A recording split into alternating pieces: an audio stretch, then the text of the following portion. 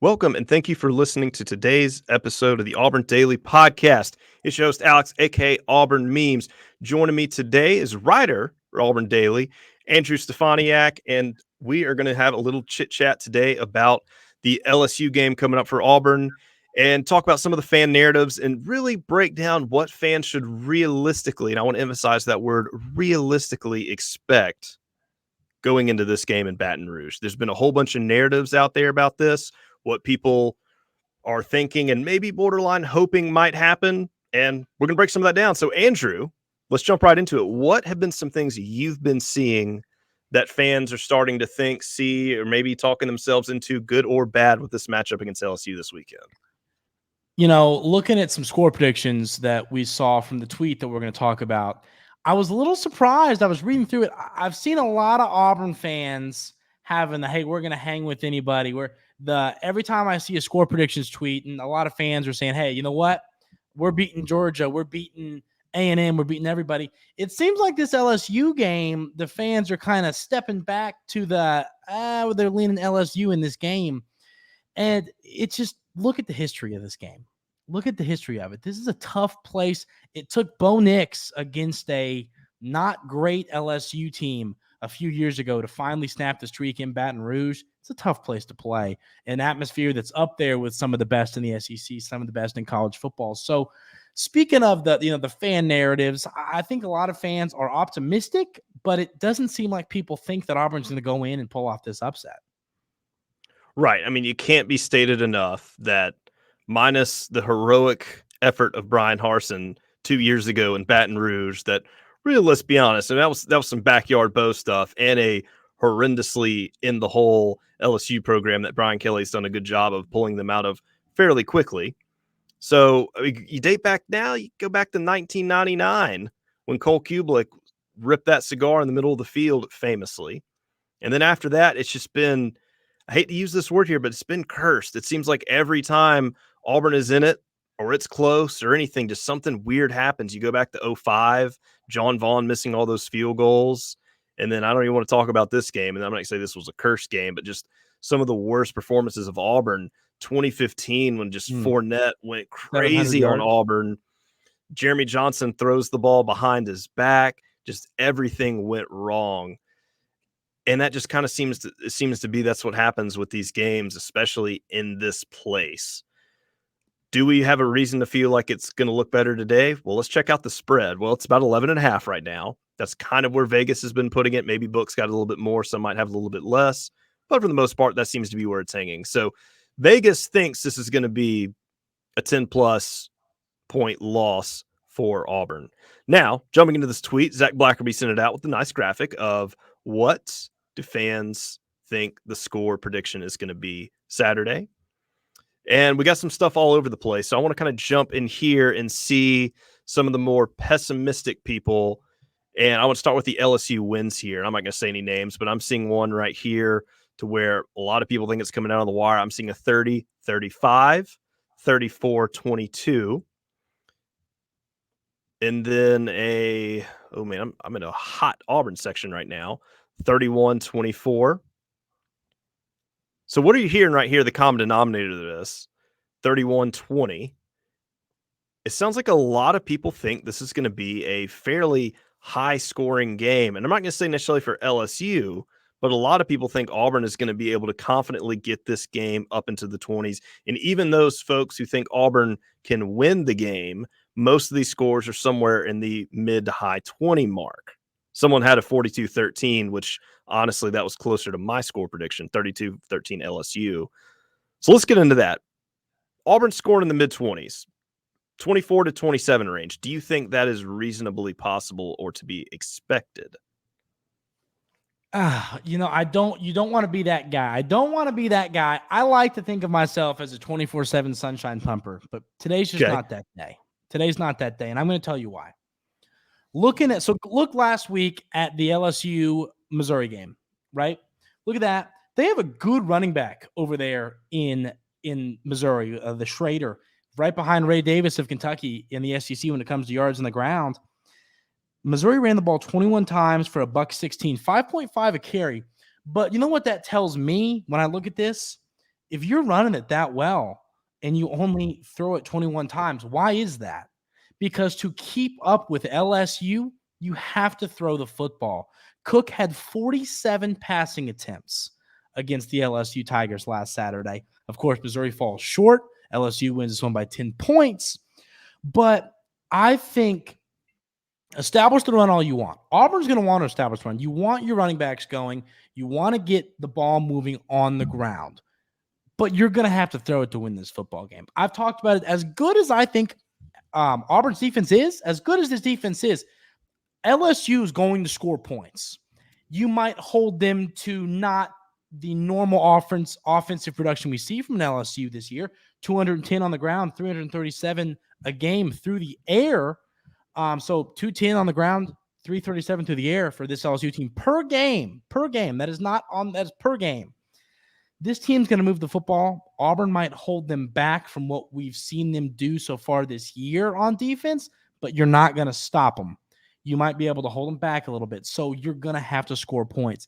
Can Peyton Thorne do it? That's what this game's going to come down to. Even when you're running the football, you're going to have to throw it some. You're going to have to create big plays, and it's going to come down to Peyton Thorne throwing the football.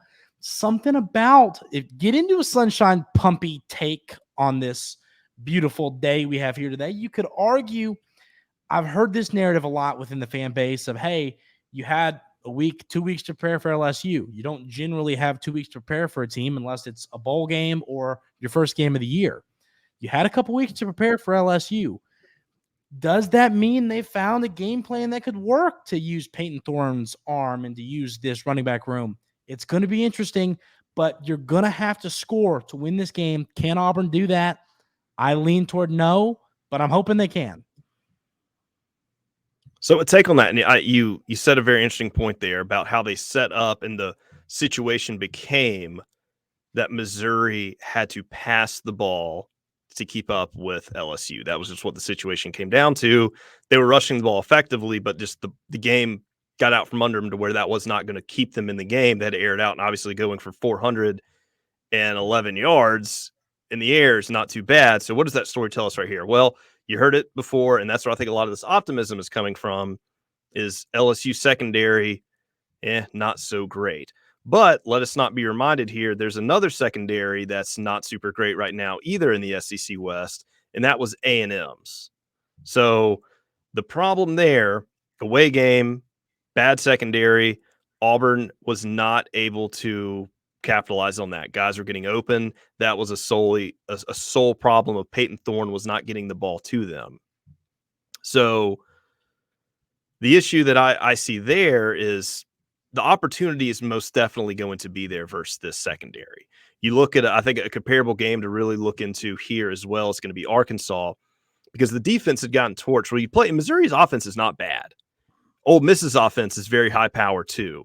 They combined for over 100 points on this. Was it 100? Yeah, they would combine for over 100 points on LSU in 2 weeks. So that's going to make your numbers go down. But also, those are both away, both strong offenses. Let's look at Arkansas. Now, Arkansas, KJ Jefferson, they got talent on the offensive side. Now, I think Arkansas has been falling short from where people were wanting it to be.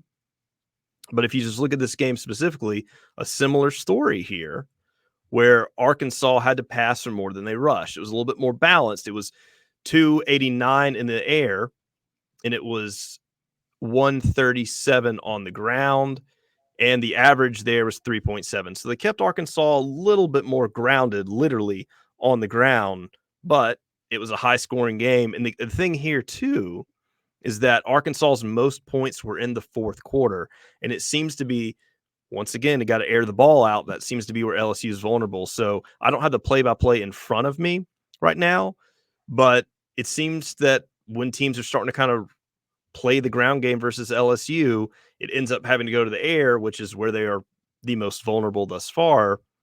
But the issue is that's where Auburn has been the weakest in establishing. So that's going to be the key to this game. I have said, and I think it really should be there, and I'm not going down on this, do what they did last year on LSU. Come out of the gate swinging, air the ball out immediately. They did that with Robbie Ashford. Nobody saw that coming, and Robbie was able to get some big, deep balls on him early. I think LSU and everybody thinks, oh, well, Auburn's going to run the ball. They're going to set the run up. They've been running well. Great statistical running in the SEC. Dare them to throw it. I think if they took the bait and said, hey, we will do that, and they established it early, it's probably going to catch LSU off guard a little bit. And maybe you can get that established so you don't have to continue to bank on your receivers and quarterbacks having that chemistry and have them warmed up and get ready to go when the game's down on the wire, hearts are pounding out of the chest, and everything's on the line to make these plays. And you kind of saw it with Georgia. Well, it's our balls hit guys in the hands, and just there was something. It just wasn't. It was almost clicking, but everything just wasn't quite there. Well, it's because you didn't pass the ball hardly at all in there early in the game. That's an opinion. I am no coach, but I think there's some data here that backs this up, because you said the LSU offense is going to score. That offense is, I want to say it's close to about 100 yards short of where LSU was in 2019 with 6 games in.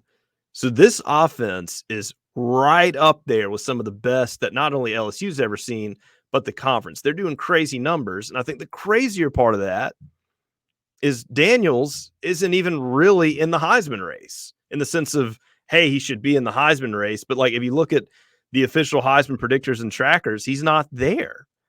And I think people need to see this caliber of talent across the board of like, hey, this is a really, really good player. And also too, he's got a little bit of a dual threat factor that Auburn hasn't really gone up against. So everybody's hyping the defense and stopping the run and all these other things. But how is Auburn going to handle Daniels if he takes off with his legs? That's what is concerning in a game like this, is balance. Balance is one of those cliche terms you hear thrown around when talking about football all the time. But you look at this LSU offense is balanced. They can beat you on the ground. Jayden Daniels can beat you with his arm. They've got Neighbors out there playing wide receiver. I think he's the best receiver in college football, up there with Coleman at FSU and Harrison at Ohio State. I mean, this dude is an absolute dog. They can beat you multiple ways.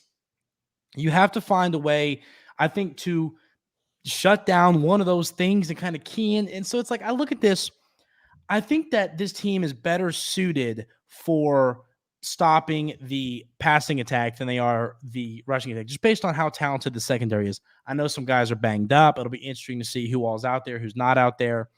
But getting some pressure on Jayden Daniels will be nice too. That's one thing Auburn really hasn't had a ton of, is a great pass rush. You lose Kite on that defensive line. You don't like losing players on a thin defensive line, but if you could find a way to get some pressure, I think that would help stop this offense. And then you look at LSU's defense. This is one thing, talking about being able to keep up with LSU. They haven't gotten a ton of sacks. They're averaging about 1.8 sacks a game right now, which, knowing what Auburn went through against like Texas A&M, has got to make you feel better about, hey, maybe Thorne can sit in the pocket and find some open receivers. We don't feel great about this LSU secondary. So it'll be interesting to see if Thorne is able to pick those guys apart in the secondary with some time in the pocket. The offensive line is going to have to give it to him. But I think this is a ball game where if you can get LSU unbalanced, you can compete. But they've just been so good at beating teams through the air and on the ground. How do you do that? That's going to be the question. So I just pulled those numbers up here. So he's the second leading, rusher for their team right now. And I am adjusting this since they've played one extra game than Auburn has. So right now for the season, Diggs has 488 yards rushing. Daniels has 422. If you take away his latest game with Missouri, since, like I said, Auburn's only had 5 games because of the bye week, he still has 96 more yards of the 96 more yards for the entirety of the season over Jarquez Hunter. And then I guess that would be nearly 98 yards over Thorne, who's Auburn's second leading rusher right now for the entirety of the season. So it's a little bit scary. And the problem there too is padded. Auburn did get a lot of these rushing yards against, Thorne got a lot against Samford. But he put up Daniels, that is, put up 130 just with his legs against Missouri. He's had some incredibly efficient games running the ball. Against Ole Miss, he put up 99. He put up 64 against Florida State and Mississippi State, and then 36 against Arkansas. And I'm not really gonna factor in what he did against Grambling because I don't know exactly how long he played that game. It was only 29 yards, but LSU scored 72 points that game. Don't think they were necessarily hurting for offensive production there. So this is something that Auburn hasn't necessarily accounted for. So it really kind of makes you wonder with the game plan. Because another thing that's going on here is Falk is getting his first full-blown start, true freshman. I think he has got a great future at Auburn, and this is going to be a massive stage for him. And who knows, maybe it'll be his coming out party, and everybody's like, oh my gosh, he is him. But we're not. I mean, Baton Rouge is a tough place for anybody to have a coming out party, unless you play for LSU. But I'm not going to say what he will or won't do. I'm obviously going to hope for the best.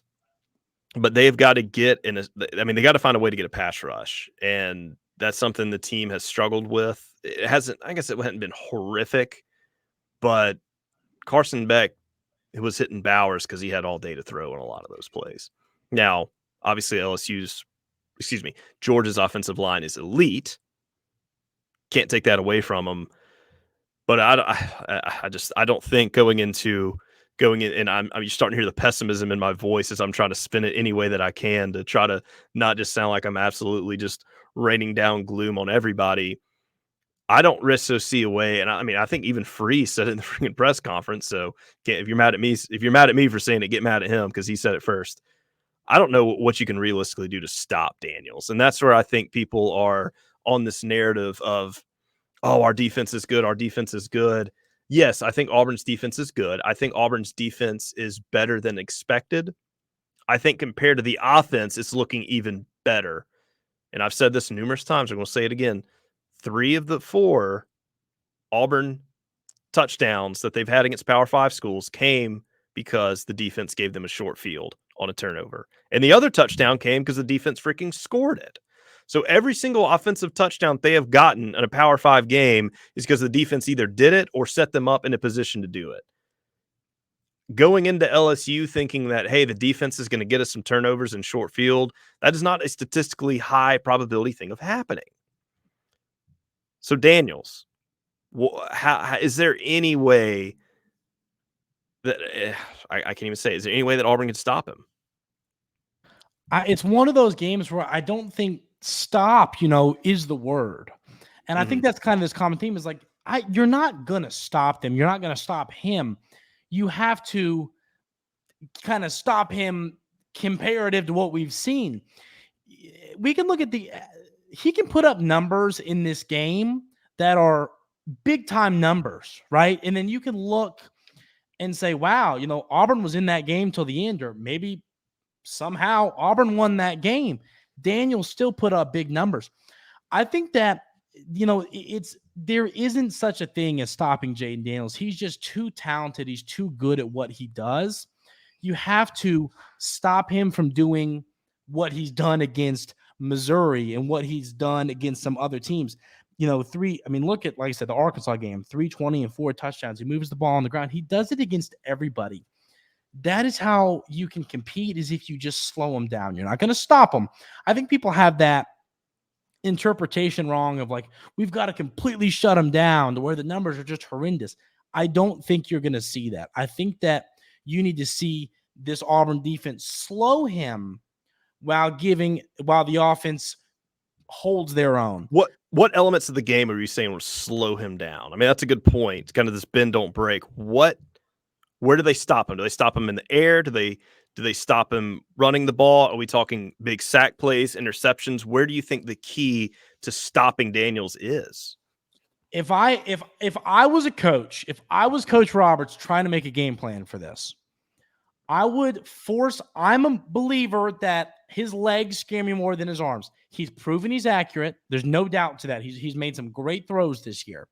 But I think that now, this is another question. Can you do this? He's only thrown 2 picks.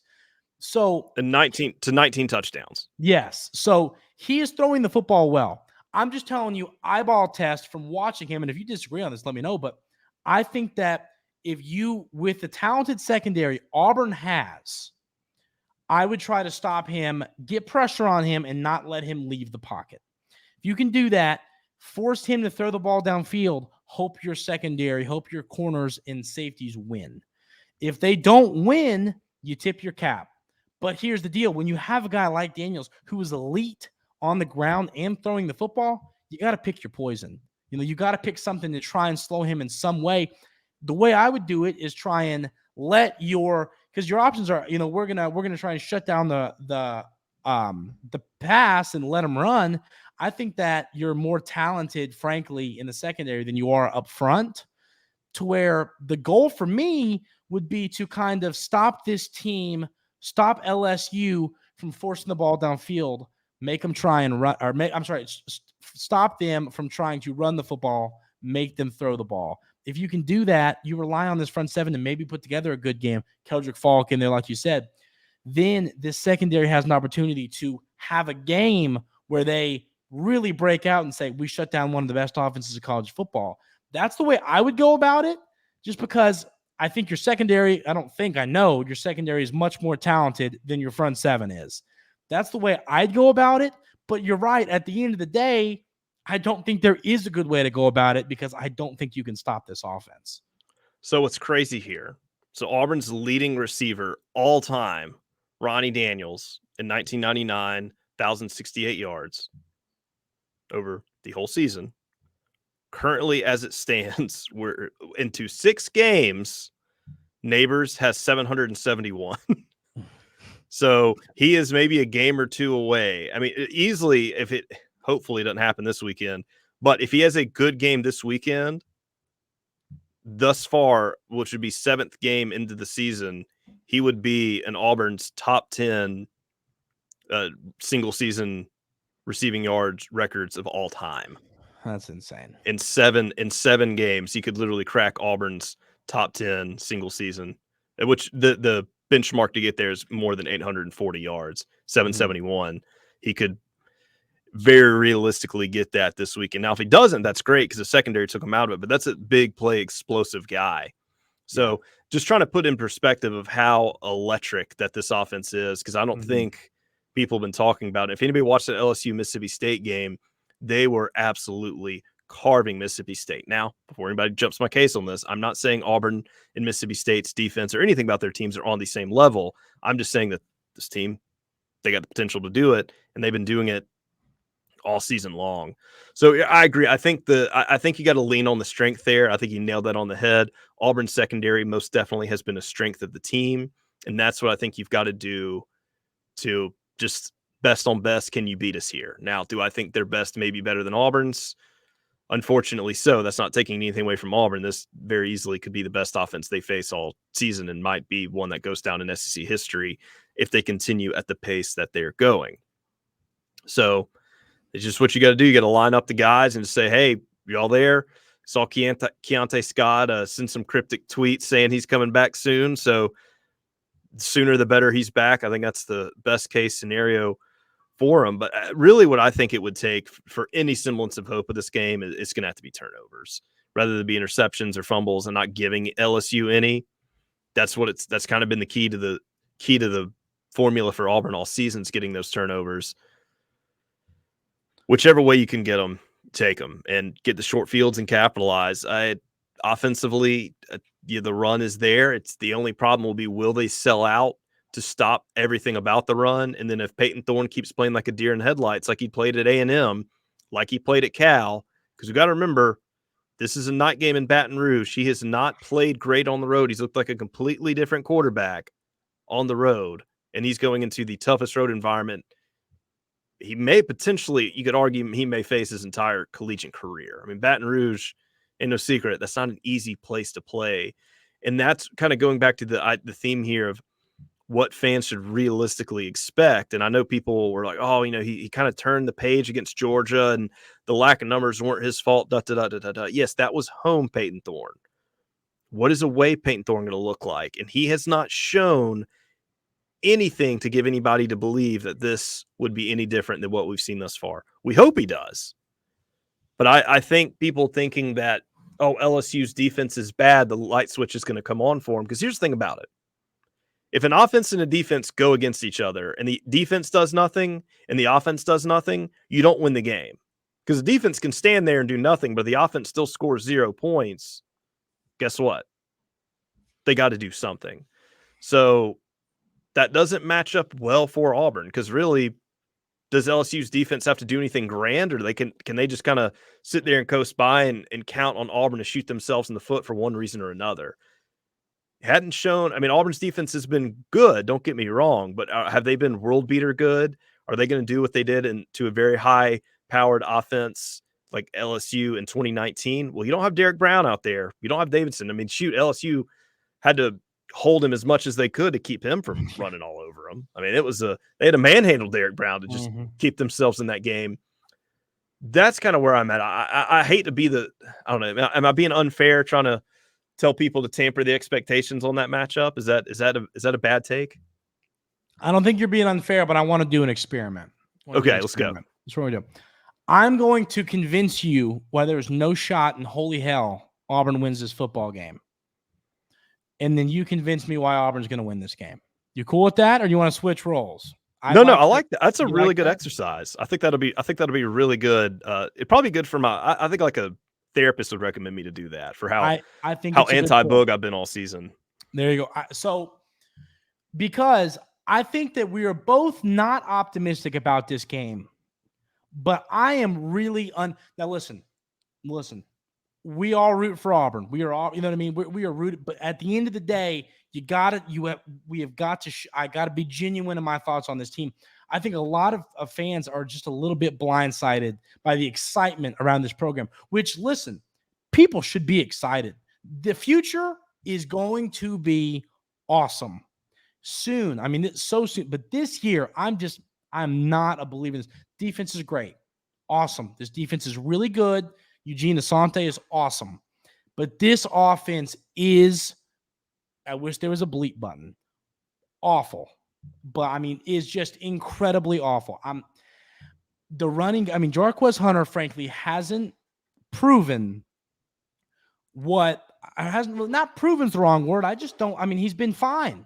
He's been fine. But he hasn't been, and correct me if I'm wrong on this, but he hasn't been. Okay, let me ask you this question while I continue. Has Jarquez Hunter met you? I know he missed a game. Has he met your expectations to this point in the season for what you expected from this year's Jarquez Hunter with Tank Bigsby gone? No, I genuinely thought, and maybe this was me booging too hard in the offseason, I legitimately thought Jarquez Hunter would be on pace to leave early to head the NFL this season. And at the rate he's going, I don't see how that would make any sense unless the biggest turnaround ever happens with him.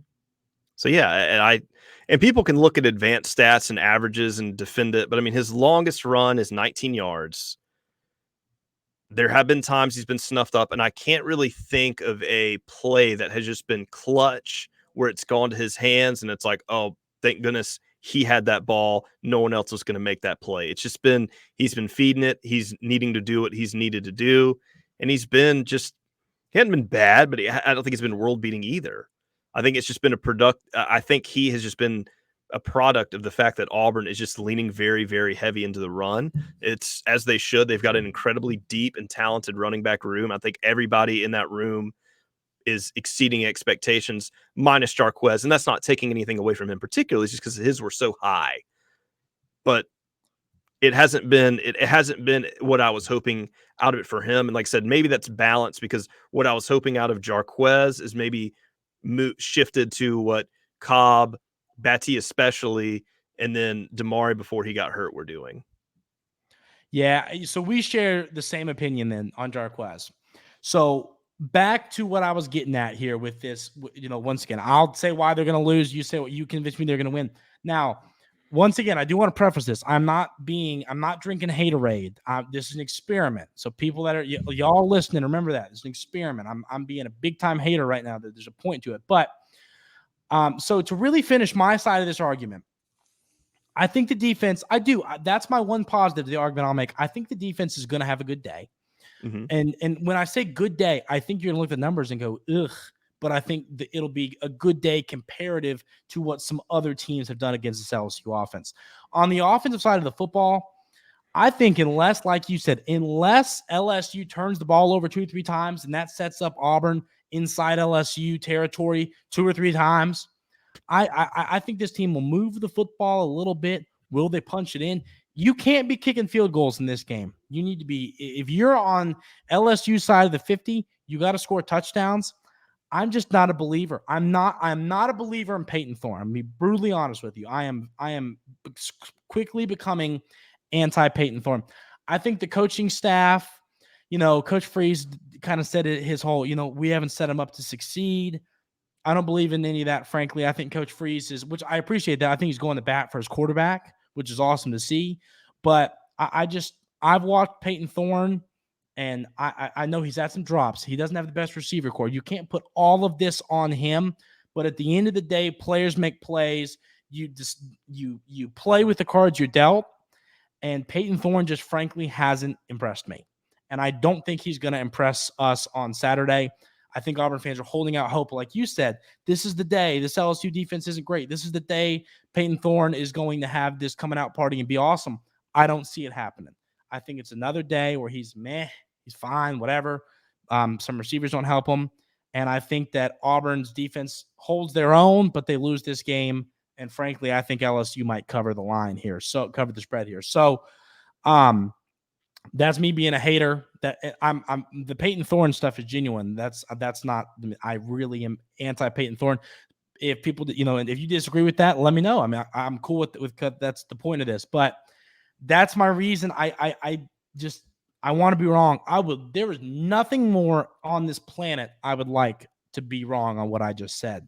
But that's just kind of thoughts going into it. So tell me why I'm a moron and why Auburn's going to win this football game. Convince me. All right, so you were saying, I just want to recap this. You're saying this is going to really kind of come down to Peyton Thorne just not being able to do what he needs to do in a hostile environment. Mm-hmm. Him, the receivers, kind of everything on the offensive side, and the defense will be fine, but fine against an offense as electric as LSU, just not going to cut it. Is that kind of a recap? That's where I'm at. So let me just ask you this, and this can be a conversation if needed be for Sunday, so I don't want to get too far ahead of this. But if you think Peyton Thorne just has a horrendous showing this weekend, and that could be very broad, I don't want to talk too much into it. When do you think the conversation starts of is he the guy moving forward or they need to look elsewhere? When I say horrendous, I'm thinking very similar to how it was versus A&M, where it was like, hey, there's open guys I can clearly see, but you can't, and you're not getting the ball to them. Yeah, now this is one thing that Zach talks a lot about, but is, where in the progression are those open guys? Because you're right. I watched the tape back. You see these guys running open. Where are they in the progression? That's stuff we'll never know. We'll never understand that. It's the quarterback's job, but is he supposed to look at 4 guys? Is he only supposed to look at 2? We don't know any of that. But you're right. From the eye test as fans, you look and you see guys running open. We all see it. But I don't think Peyton Thorne is the answer. I think, and now, are the other 2 guys on the bench the answer? I don't think so. I think I'm kind of in the camp, and I'm just, it's like that the meme where the guy holds the sign laying in bed, and it's just a picture of Walker White. That's me right now. I'm just getting excited for that in the future.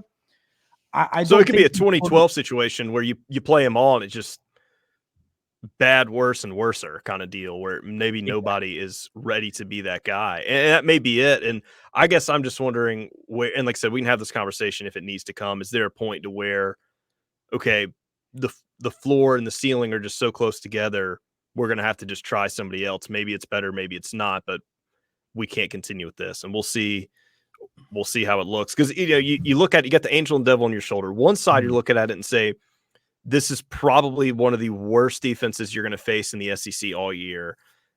This is going to be the guys to get right on. But then the other one is like, this is an away game in Baton Rouge. That's a really hard place to play.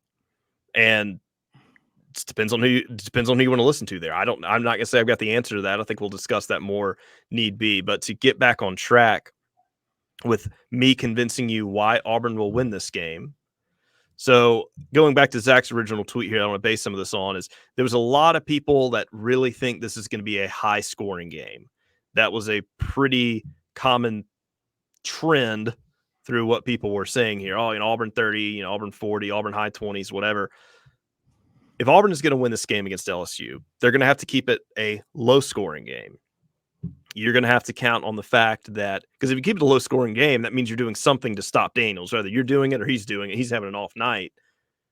That's good for Auburn. If this is a high-scoring game, the odds are definitely not in Auburn's favor across the board, because that means their offense is going off and your defense isn't stopping them. And then if you got to get points up there, do you really think your offense is going to keep up? Don't think so. So Auburn wins the time of possession. I'm giving the hypothetical here. They come out, they control the ball, they run it effectively on the ground, and they get long, sustained 10 to 15 plus play drives that just eat up clock and frustrate LSU. They're not getting big plays. They're getting chip plays. They're just chipping. The crowd gets bored. The crowd's not into it. The offense comes out. Maybe Auburn gets lucky, stops them with some 3 and outs, gets a little pass rush established. Really got to get some turnovers in there, bank on some mistakes. The offense also is coming out and they're airing the ball. Maybe not necessarily deep bombs out there, just little screen passes, little chip plays that are getting 3 to 6 or 7 yards. Just those little quick intermediate throws, tackle, guy runs out, whatever. Just extending the time of the drives. And then eventually, I think you got to catch them sleeping, thinking that you're going to be establishing that ball on the ground and do what you did last year and just hit them with a deep bomb that keeps them honest. Maybe 2 of those. Get some points early. Get 14 to 17 points before half. Keep it within a touchdown of LSU. Win that time of possession significantly. Keep the crowd out of the game. That's what you're going to have to do. I agree with you 100%. You got to keep them. You can't be kicking field goals. And I think Hugh Freeze even said it. Make LSU kick field goals. And I hate to say there's going to have to be some luck involved here, but I really think there are. I think LSU is going to be driving down the field, and you got to hope that they shoot themselves in the foot, maybe some false starts, maybe they get a holding penalty, just do something stupid that kind of kills their own momentum so they can't get rolling. And then just the defense is going to have to play that near perfect game. But if you can control that, you can control the time of possession, you keep it low scoring, and you just keep it to where it's just rolling through the mud. Think of those just smash mouth Tuberville era, old school LSU games that folks remember. And I mean, even 2019 was kind of like that as well. Do that, they got a chance. You coming off a bye week, maybe some guys get healthy, and then maybe the light comes on with Peyton Thorne to where I'm not going to go out and say, oh, this is Peyton Thorne's coming out party, because I think all things we've seen, that's just that's a sunshine pump. But I think if Peyton Thorne can kind of grow into this game manager type role to where he actually shows what all those years of experience have done, and he doesn't get scared of the moment and can just do what he needs to be and be effective and efficient and stick with the solid game plan that they've had 2 weeks to do, Auburn can win this game. All right, how'd I do? I think you do. You make some points that we've been floating around, and you talked me into it a little bit. My one. I didn't talk myself into it. I'll just say that. you didn't? Well, no. That was my score. My score prediction, I think, was. I mean, it was like it was like 13 to 30 something. It was 13 to 30. I forget exactly what it was. It was 13 to 30 something. It was a 20+ point LSU win for me. You did talk me into the two things that you talked me into. Do I think Auburn wins this game? No. But what I do agree on is I think that, but I'm gonna push back and I want to hear your thoughts on it. I agree with you on the winning this time of possession battle. Mm-hmm. I agree with you on that. I think it's a great point. Shorten the game. I'm with you on all that. I agree with you on creating some turnovers would be massive in this game and would be the one thing that could really help you hang around. But my one pushback to that would be this. I think that shorten the game. Okay, cool. Agree with you. Close your eyes. Yep. Okay. Open them. LSU just scored. You know what I mean? I think they can score like that. I think that they can have the ball for 3 minutes and score 4 touchdowns. Like the time of possession could be 57-3, and they could score 28 points and win the game. I mean, genuinely, like that's my thought there. Is just you're right in what you're saying. I think that is how you win this game. But I just think that even if you win a time of possession battle, they could just score so quick that it might not matter.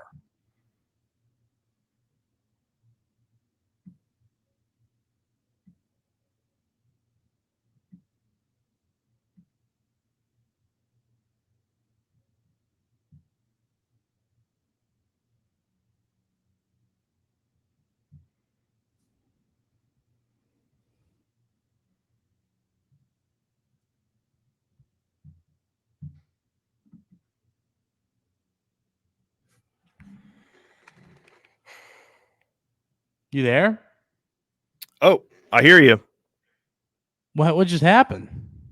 I think we had some internet freeze. Can you hear me? Yeah.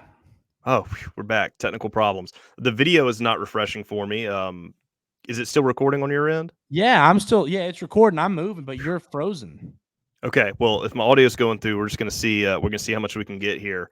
Mhm. Uh, one thing I did miss some of the in parts that you said there, but I'm gonna say one thing Auburn would have to do is they are going to have to really, really fix their third down situation. Mhm. I mean, you got to be well over 50% of your third downs. You can't be doing any of this 2 and 12 business anymore, Yeah. which I think that's a no duh. It's a given. But yeah, I think it's going to be won and lost on third down. That'd be another thing. Get LSU in the third and longs and have convert more third downs than LSU does. Auburn's got a great chance on this one. All right, let me ask you one more question before we call it a day. Yep. So this was me and my dad had this conversation. Mm-hmm. My dad's a big Auburn fan, huge Auburn fan, Auburn grad. And we were having this conversation. He is a believer, and I'm with him a little bit on this. A lot of people have been having the conversation. If you move off of Peyton, if this week doesn't go well and you move past Peyton, it seems like a lot of people have kind of skipped to, all right, it's the Holden show. Me personally, I would like to see what Robbie can do with a game plan for Robbie Ashford to go out there and play football and quarterback this team. I'd like to see that if Peyton Thorne isn't the answer, and we find that out this week, I would like for it to be the Robbie Ashford show, at least for one game before it is the Holden Geriner show. Where do you sit there? Where do you live there? Yeah, I think you got to give Robbie a chance healthy. And when I say that is I think a lot of people really, really underestimate the fact, and I don't think people appreciate the fact that Robbie was very, very banged up last year. And despite how banged up he was, despite how bad everything was with the staff, he still played through it with a smile on his face. And I don't get the flack he catches. Are you still with me? Yeah, I'm here. Okay. My feed showed back up. My face is gone. Oh, Anyway, that's if it's funny. still rolling. Oh, maybe I'm popping back up. Okay, weird technical things. Anyway, back to it though. Robbie deserves for just being the guy who really just had to take the bullet for how bad the Harsin situation was. I don't think that's fair that people give him so much flack for that because it was like he was the guy that really stepped up in one of the worst situations Auburn's been in just from a football program short-term deal. And I applaud Robbie for that. I applaud everybody on the team. I applaud Cadillac, Ike Hilliard, Wilfriend, all those guys. They were dealt a plate of rotten meat, and they found a way to carve it off and make some semblance of a meal. It was a 5-win season. It wasn't great. They got through it. They were set up for absolute failure from the very, very start of that thing. And I think a lot of people really want to hold that over Robbie. I think there is a lot of potential there, but I also can see how it may not be there. I think he's one of those guys where you got to put him in the game and you just got to see what he's going to do, but you got to let him sink or swim. You got to call his name to pass that ball and really see how good that arm is, but understand he's not been getting those one team reps. The receivers aren't there and it may not look good at first. You got to kind of feed it and see if it's going to click. And if it starts clicking, that's great. You may really, really see something with them. And if it doesn't, well, you know for sure. And then you figure it out from there. You do what needs to get done. But I don't like the fact that people are just writing it off one way or another. And the same deal goes with Holden. We don't necessarily know he'll click or not. And maybe none of them will. We just don't know. And I hate how polarizing quarterback conversation gets of, oh, if you support this guy, you hate this guy. I'm very much have and always will be under, I want the best guy. I don't really care who it is. And that's how it always should be. If it's not Peyton, I'm not necessarily going to be Robbie. I'm not saying it could be Holden. Just I want the best guy out there. And if it is Peyton and Peyton's best is actually really bad, but it's still slightly better than the other two, well then hey, it's Peyton all the way till you get another guy next year. That's just going to be the nature of the beast. So I'll just say one thing to close this out for everybody. It's kind of one school of thoughts, just kind of keeping it wrapped up with expectations and what it could and should look like. The key to this game, very much so, is going to be how does Auburn look and does Auburn improve? I don't think Auburn wins this one. Now, if they do, hallelujah. Statistically speaking, it's not looking that great for Auburn. So what I would say, what you really want to see, and Andrew, I think you'll probably agree with me on this, is improvement on things Auburn has struggled with. And did they really take some things from that bye week and build from it? It may not translate great. So here, just a fun deal. The matchup predictor on ESPN, their analytics says it is a 76% chance LSU wins this game. So 25% chance, or excuse 24% chance, not looking great for Auburn. Yeah. But how can you still come away with this with a victory? I would encourage everybody not to get too sunshine pumpy about the defense-offense matchup deal. But I would say if you see improvement out of Peyton, you see improvement out of the wide receivers, and the bar's low. Get over 100 yards passing. Yeah. Get over 60% passing against a non-cupcake game. It's not asking a lot. It really isn't. But if they can do it, then, hey, maybe you feel pretty good about going into Ole Miss. Defensively, I don't think the defense has to prove anything to anybody. I get ugly for them. I think the best thing you could hope for offensively, minus everybody just staying healthy, or if guys that have been come in and banged up and start playing well again, I think you got to circle what Keldrick Faulk's going to do. If he can come out there and really start dominating into what his role is going to be, I think that's going to be the biggest storyline to circle on the defense of saying, hey, we got something moving forward. All this is going to be is gaining that positive momentum through the end of the season, because we knew the middle of the schedule was always going to be rough for Auburn. That was no secret. And it's like getting a shot. Like you hype yourself, if you don't like shots, like you hype yourself up like, oh, it's not going to be bad. It's going to be different. Than the second you see that needle, just all that goes to the wind and you're just, this is awful. I think it's the same way. Like we told ourselves, we're not beating Georgia. We're probably not beating A&M. We're not beating LSU. It's like you can tell yourself that all year, but then the second it happens, the world is falling. Or excuse me, the sky is falling. And then same deal with Ole Miss. It's ranked 13, the top 15 team.